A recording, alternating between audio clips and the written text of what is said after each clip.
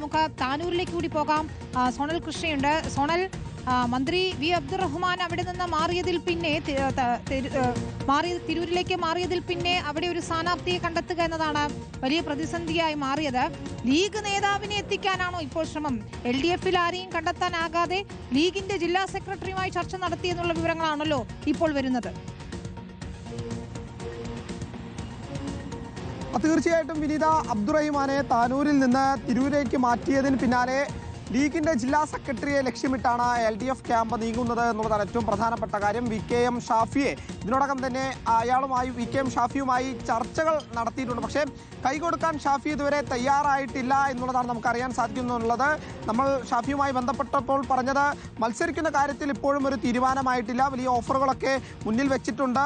അപ്പോൾ താങ്കൾ LDF സ്ഥാനാർത്ഥിയാകുമോ എന്നുള്ള ചോദ്യത്തിൽ കൃത്യമായൊരു മറുപടി ഷാഫിയുടെ ഭാഗത്ത് നിന്ന് വന്നിട്ടില്ല എന്നുള്ളതാണ്. എന്തായാലും ഒരു ലീഗ് നേതാവിനെ തന്നെയാണ് LDF താനൂരിൽ നോക്കുന്നത് എന്നുള്ളതാണ് പ്രധാനപ്പെട്ട കാര്യം. വി അബ്ദുറഹ്മാനെ സംബന്ധിച്ച് താനൂറാണ് LDF സ്വതന്ത്രനായി വി അബ്ദുറഹ്മാനെ പ്രഖ്യാപിക്കുന്നത്. അന്ന് തന്നെ താനൂരിലെ പ്രവർത്തകരും അണികളുമെല്ലാം തന്നെ വലിയ സന്തോഷത്തിലായിരുന്നു. കാരണം അവിടെ വി അബ്ദുറഹ്മാൻ നിന്ന് കഴിഞ്ഞാൽ വിജയം സുനിശ്ചിതമാണ് എന്നുള്ളതാണ് പ്രവർത്തകരൊക്കെ പറഞ്ഞത്. പക്ഷേ അബ്ദുറഹ്മാന് താനൂരിൽ മത്സരിക്കാൻ താല്പര്യമില്ല എന്ന് പാർട്ടിയെ അറിയിക്കുന്നു. അതിനുശേഷം പാർട്ടിയുടെ സമ്മർദ്ദത്തിന് വഴങ്ങി പിന്നീട് തിരൂര് മത്സരിക്കാം എന്നുള്ള തീരുമാനത്തിലേക്ക് അബ്ദുറഹ്മാൻ നടക്കുന്നു.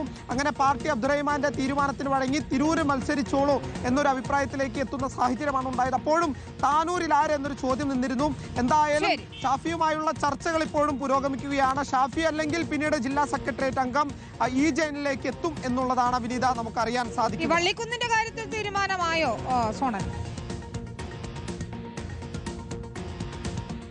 വള്ളിക്കുന്നിന്റെ കാര്യത്തിലും ഇപ്പോഴും തീരുമാനമായിട്ടില്ല. നാഷണൽ ലീഗിന്റെ മണ്ഡലമാണ്, അവിടെയും ചർച്ചകൾ പുരോഗമിക്കുകയാണ്. എന്തായാലും വള്ളിക്കുന്ന് തന്നെയുള്ള ഒരു വക്കീലുമായി നാഷണൽ ലീഗ് സംസാരിച്ചിട്ടുണ്ട്. പൊതുസമ്മതനാണ് അദ്ദേഹം. സമ്മതം അറിയിക്കുകയാണെങ്കിൽ അയാൾ തന്നെ ആയിരിക്കും സ്ഥാനാർത്ഥി. അല്ലെങ്കിൽ സംസ്ഥാന ജനറൽ സെക്രട്ടറി നാസർ കോയ തങ്ങളിലേക്ക് ചെന്നെത്തും ഈ സ്ഥാനാർത്ഥിത്വം എന്നുള്ളതും നാഷണൽ ലീഗ് അറിയിക്കുന്നുണ്ട്. എന്തായാലും നാളത്തോടെ വള്ളിക്കുന്നിലെ കാര്യത്തിലും ഒരു തീരുമാനത്തിലേക്ക് എത്തും എന്നുള്ളതാണ് നാഷണൽ ലീഗിന്റെ സംസ്ഥാന നേതൃത്വം കൂടി അറിയിക്കുന്നത്. എന്തായാലും ഈ രണ്ട് മണ്ഡലങ്ങളിലുമാണ് ഇപ്പോൾ സ്ഥാനാർത്ഥിത്വവുമായി ബന്ധപ്പെട്ട ഒരു അനിശ്ചിതത്വം നിൽക്കുന്നത്. നാളെ ഉച്ചയോടുകൂടി ഈ രണ്ട് മണ്ഡലത്തിലും സ്ഥാനാർത്ഥികളെ പ്രഖ്യാപിക്കുമെന്നാണ് LDF-ന്റെ നേതൃത്വം നമുക്ക് നൽകുന്ന വിവരം. വിനീത, ശരി, 4 മണ്ഡലങ്ങളിലാണ് LDF ഇപ്പോഴും സ്ഥാനാർത്ഥികളെ പ്രഖ്യാപിക്കാൻ കഴിയാതെ നിൽക്കുന്നത്.